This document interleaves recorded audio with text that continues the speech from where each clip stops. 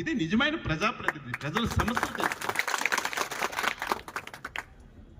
ఈ రకంగా మనం చేస్తే ఈ రకంగా మాట్లాడుతున్నారు.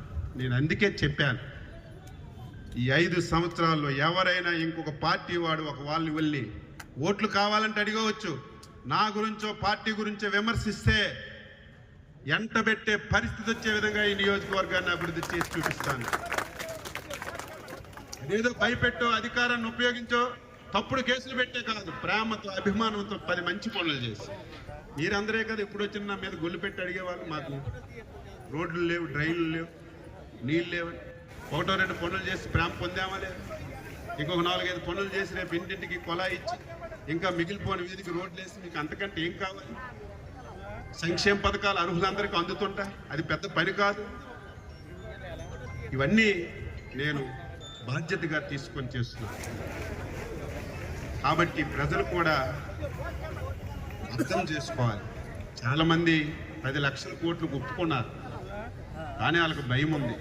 ఏమండి రేపు భవిష్యత్తులో ఏదైనా జరిగితే మా పరిస్థితి ఏంటి?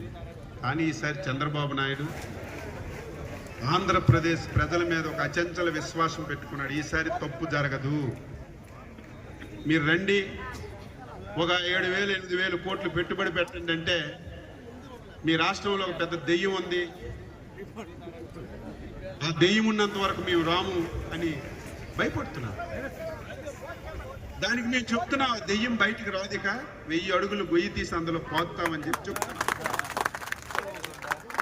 మేము ఇంత ధైర్యంగా చెప్తున్నామంటే ప్రజల మీద నమ్మకం ఉండి చెప్తున్నాం. మీరు మళ్ళీ మోసం చేస్తే మేమేం చేయలేము. మళ్ళీ వైకుంఠపాలి లేదు. వైకుంఠపాలి మీకు తెలుసు కదా, రాష్ట్రం విడిపోయింది. 2014లో కొత్త రాష్ట్రం ఏర్పడింది. చేతిలో చిల్లి గవ్వలేదు, 16,000 కోట్ల అప్పు. చంద్రబాబు నాయుడు సమర్థుడని, సీనియర్ నాయకుడని అవకాశం ఇచ్చారు. ఆ సమర్థత ఉపయోగించి 2014 నుంచి 19 వరకు ఈ దేశంలో ఎక్కడా లేని విధంగా 5 సంవత్సరాల అభివృద్ధి సంక్షేమం చేశారు. రాష్ట్రాన్ని ఒక గాడిలో పెట్టారు. భూతం వచ్చింది, తండ్రి చచ్చిపోయాడు, ఊరూరు వాడ వాడ తిరిగి ముద్దులు పెడితే ఒక్క అవకాశం అని అడిగితే అందరూ వచ్చాం. ఎక్కడికి వెళ్ళాం?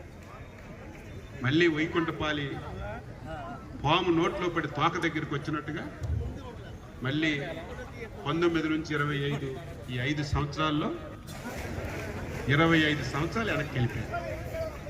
పోలవరం 74% పూర్తి చేశాం. 2019లో చంద్రబాబు గెలిస్తే ఈసరికి పోలవరం పూర్తయ్యేది. ఈ రాష్ట్రంలో ఒక ఎకరా మిగలకుండా ప్రతి ఎకరాకి సాగునీరు ఇచ్చే పరిస్థితి. నష్టపోయింది ఎవరు?